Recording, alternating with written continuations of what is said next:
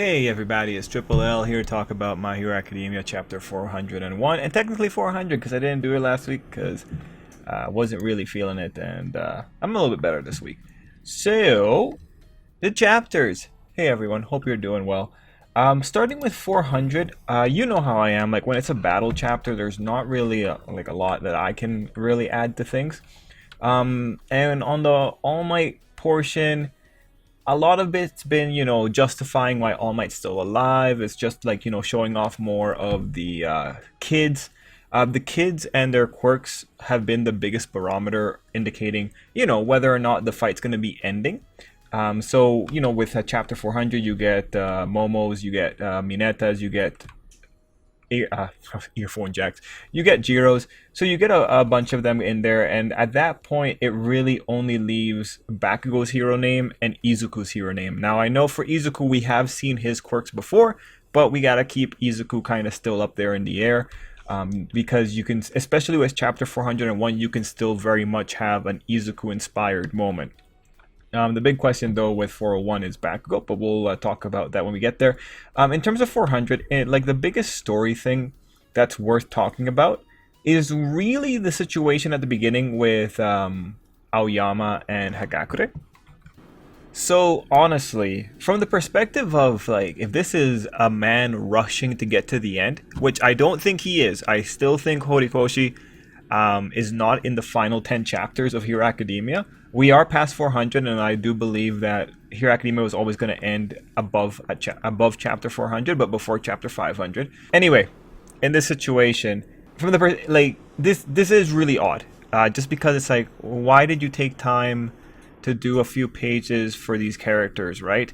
And I really think this is the completionist in Horikoshi. I really think this is Horikoshi wanting to do well by his characters, because really page 2 and 3 of chapter 400 is a lot of the things happening in it really don't need to happen anymore, but they happen to interestingly explain some things, put it in the record, and also give a little bit of closure. I do still think that there's stuff for class 1A to do when we go into the final battle. I have my own little thoughts about that. But let's analyze this part here because it's really just character work.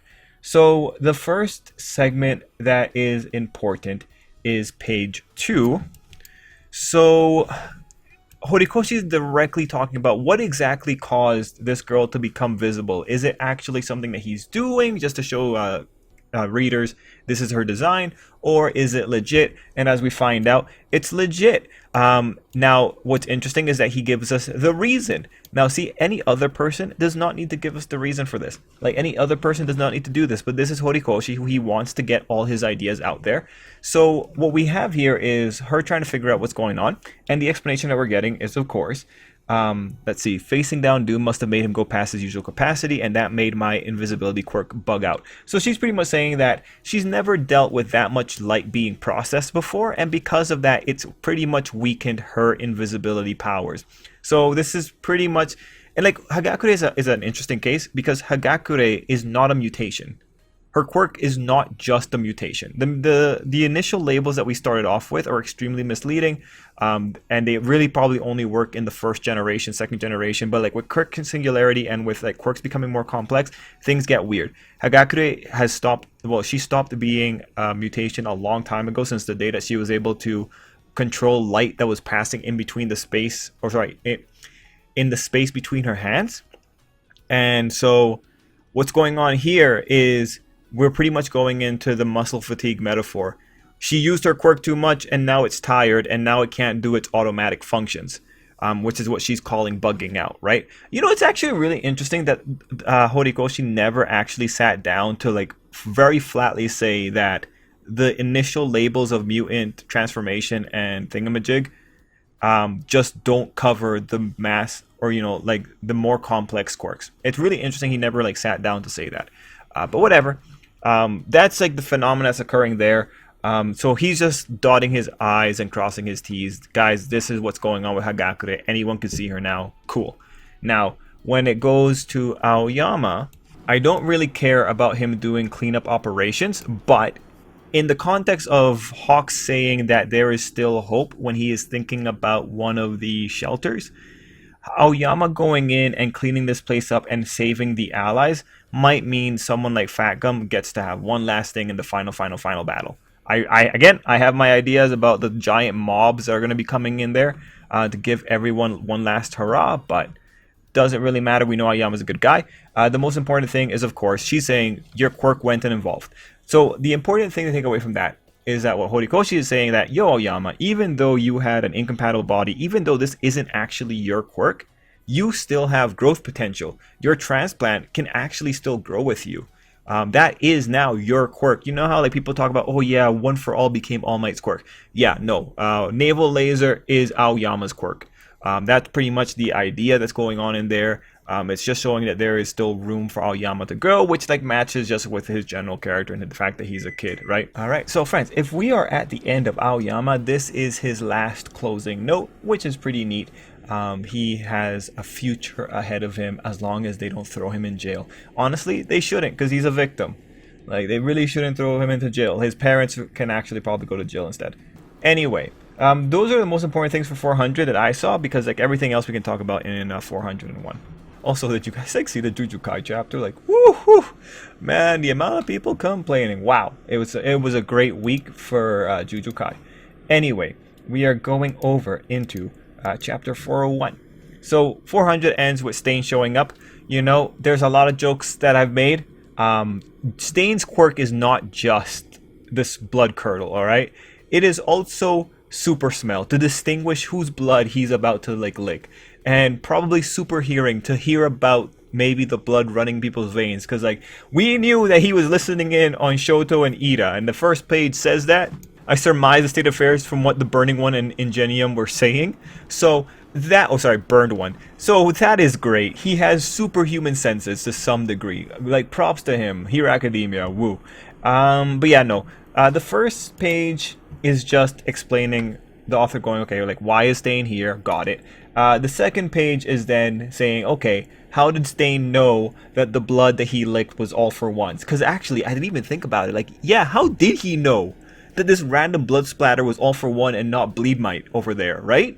So it's like, shit, you know, the author, he knows, like, this is what I always say, the author knows his weaknesses, and in truth, a good chunk of authors are very aware of what are the weak parts of their stories, because, like, a lot of time when they're doing something weak, they know it's weak, and they know they gotta do it because it's like a really boring part of the story, but they kind of need the stuff to happen, and they don't want to spend time, like, working on it, and that, you know what, there's nothing wrong with that. It's just like the nature of the beast. But yeah, no, the author knows his weaknesses. He knows which parts are shitty. So I love that he is like, yeah, of course, he's a fanatic. And it's like, yeah, sure, he's a fanatic. I believe you. I believe you. Now, there is something like really cool that happens in page 2. So this is probably one of the most valuable parts right here.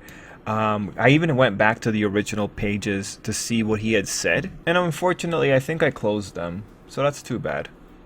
But whatever. I really like this part. The whole a god has fallen on his knees upon the earth. His soul has turned feeble and mortal.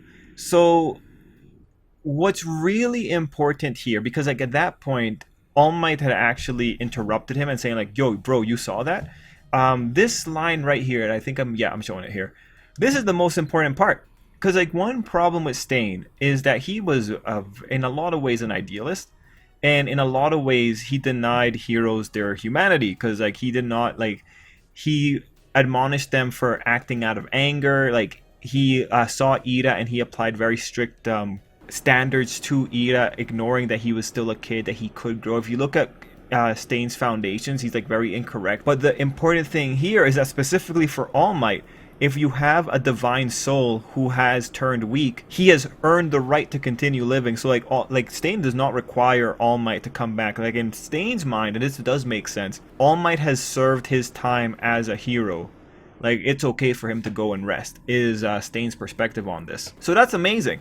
It's also very amazing that All Might understands what Stain was saying, and that is that All Might must live. But overall, this is actually really beautiful. This one line, like the reason that Horikoshi is highlighting this one line is because this is not or like what you like. This is an entirely new thing from Stain, mind you.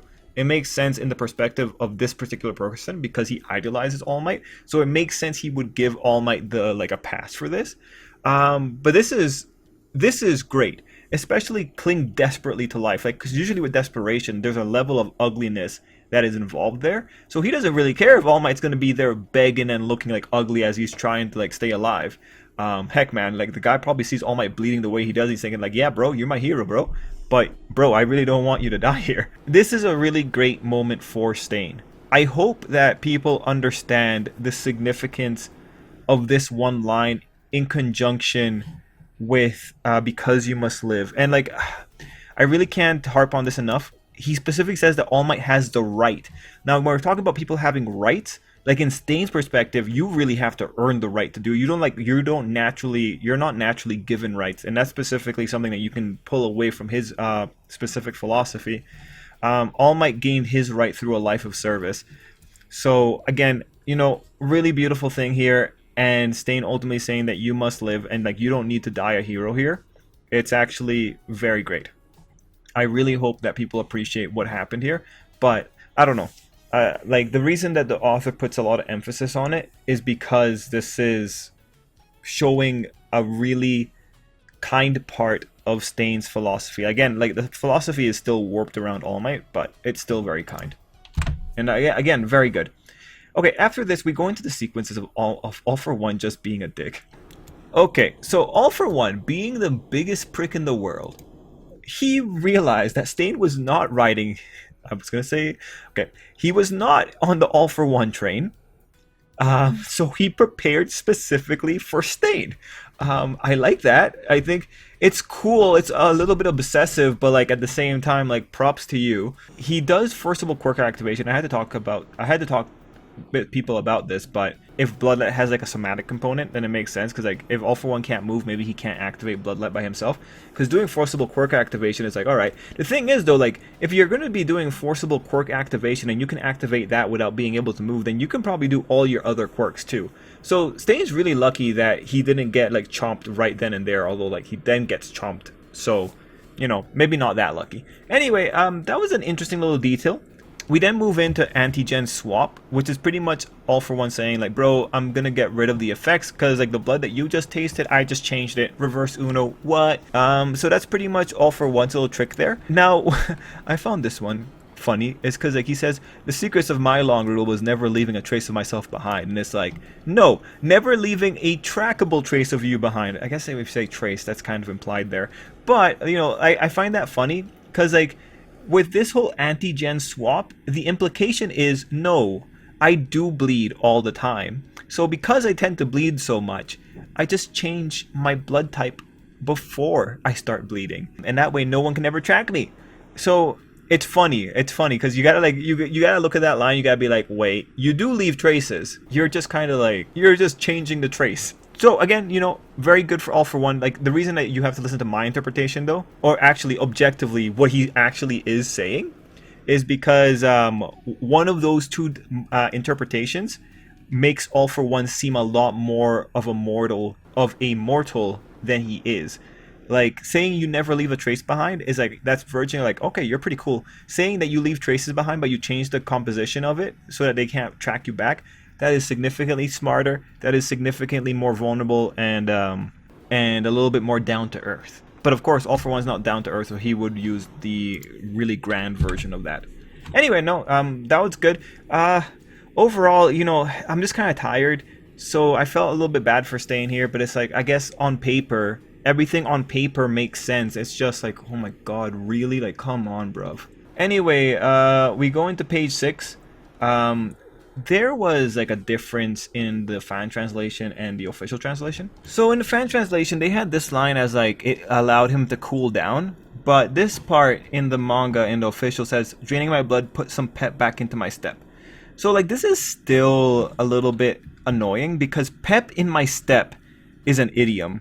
It conveys an idea that is not necessarily conveyed in the words, because like pep is like an emotion and you're putting that into, like, you understand it, you're an English speaker. But it's interesting how you go from has allowed me to cool down to pep in my step, right?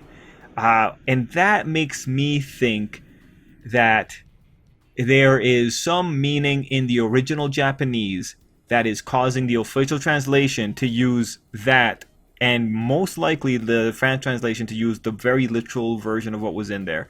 But ultimately, given that All for One is moving, I'm going to assume that draining the blood allowed All for One to ignore the effects of Blood Curdle.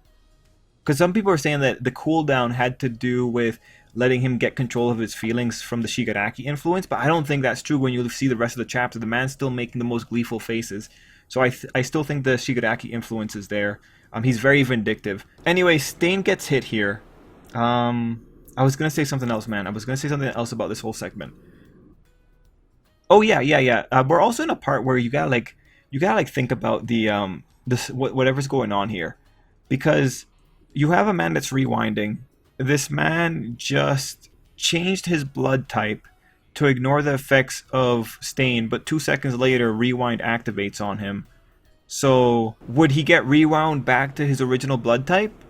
Then Stain's effect would come back. Like, it's, at this point, like, the powers are kind of breaking down. Like, if you had like a really legit RPG writer who was very particular about his power logic, there would be a funny interaction happening there. But like, we gotta just move on. Also, All for One is still glowing. We were making jokes last week that All for One is 100% the kind of guy that would find the first quirk user and take their quirk just because. Anyway, Stain gets carried off to the game center.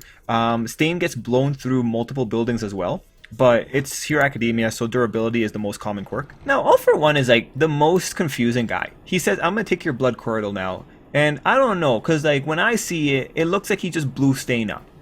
So he goes in, he's gonna take blood curdle. Stain goes into like his last little rhetoric against All for One, saying that this is all part of the process. And honestly, like, Stain had good lines here. We do have one spot where it's like, okay, I never benefited from higher education. It was you who taught me what a hero is. Bro, I don't think you need higher education to know what a hero is. Heck, man, I think like higher education probably doesn't really help you. But it's also like really funny because of course Stain attaches heroics as being like the biggest thing in his life. So of course he like talks about like, yo, I'm not smart, man, but you were the one that reached me. Mind you, Stain is also insane when you look at Vigilantes. Anyway, still a good line. That one was kind of disjointed, but makes sense for Stain's character. Again, him saying all part of the process, Demon Lord, really good. You have Stain saying live on, triumph. Yeah, I really do actually hope All Might gets to live here, because otherwise Stain's sacrifice was for nothing. Anyway, you then have like what must be a kill shot. You can see that the guy's hand is busted. I'm gonna assume, given that it's a blast, that he actually just forgot about taking the quirk. We'll have to see. And then we have him turning around to do air cannon on All Might. And then we have another interesting note when we have Hercules coming out of nowhere to save All Might with one final shield, that being its body. Now, it's really interesting because, like, when you look at it, there's even a story here about the AIs. Because the AIs, they die for people. Like, remember the guy that, or the AI that, the robot, that had a thumbs up when it was helping the Todorokis walk into hell?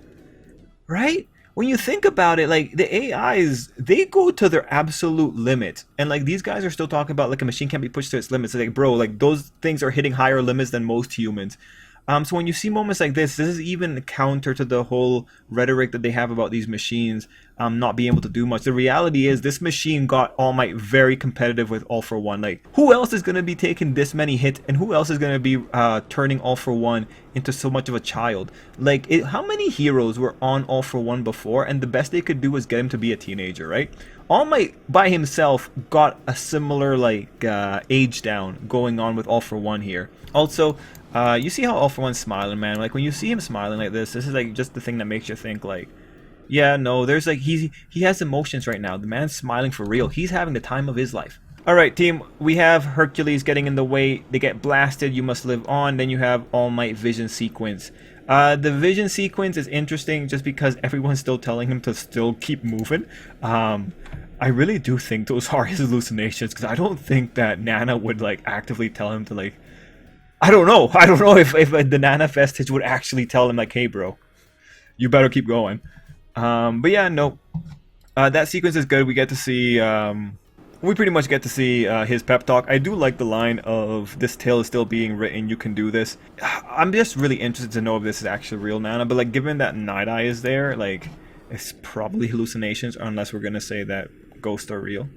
Anyway, we go into the You Are Not Dead Yet. All Might's crawling on the ground, and we find out that All For One is in range of Shigaraki. I gotta tell you guys, I didn't actually expect that that was gonna be how Shigaraki comes in, but now it's like, because I didn't know where they were. So like, yeah, if he's in range of the Goo Quirk, then yeah, Gloop Quirk. Sorry, let's just like show you that there. Yeah, if he's in range of the Gloop Quirk, then man, Shigaraki shows up. And then Shigaraki dust All For One right there. All For One gloats and is like, brah, this is the final step needed. Now you are perfect me, and like then All Might gets dusted by the worst abomination scene ever. At this point, I'm pretty sure Shigaraki's about to like dust a child. And I'm pretty sure he's gonna make a comment about you ruined my life when I was a kid, now I ruined your life as a kid. It's gonna be some kind of thing like that. Yeah, no man, I'm all for it. Now All Might is on the ground. Last few things to cover. All Might has not used Izuku's hero name. Beaten, bloody, and no quirks. That kind of feels like Izuku energy. He could go in there, like start crawling, because he, I think, let me make sure. Because Night Eye says support items, your legs, all you've been getting given, all rendered useless. To be fair, they were not rendered useless. They did something against All For One. Anyway, All Might's legs are gone. He might crawl over to All For One regardless. That's going to be pretty cool to see. Yeah, if he says Deku at that point, then great. Now, for Bakugo, we haven't actually seen any contribution from Dynamite. But, you know, All Might legitimately have a stick of dynamite in his back pocket right now. Also, I didn't see the Anima Birds, even when they carried in Hercules. So the Anima Birds might be somewhere out there about to bring some dynamite over to All Might for him to throw at All For One. Like, it's going to be hilarious. It's going to be hilarious if all he has is a grenade of Bakugo's sweat and he's about to toss it at that guy's face. Anyway, and you know what? If he does that during a quirkless rampage, that would be like an ultimate thing of like, yeah, Izuku and Bakugo both helped All Might at the same time in terms of like what was motivating him, right? So we'll have to see what happens there. Now, one of the commenters, White Despair, is one to quickly say that, you know, did Stain accomplish anything by showing up at the fight?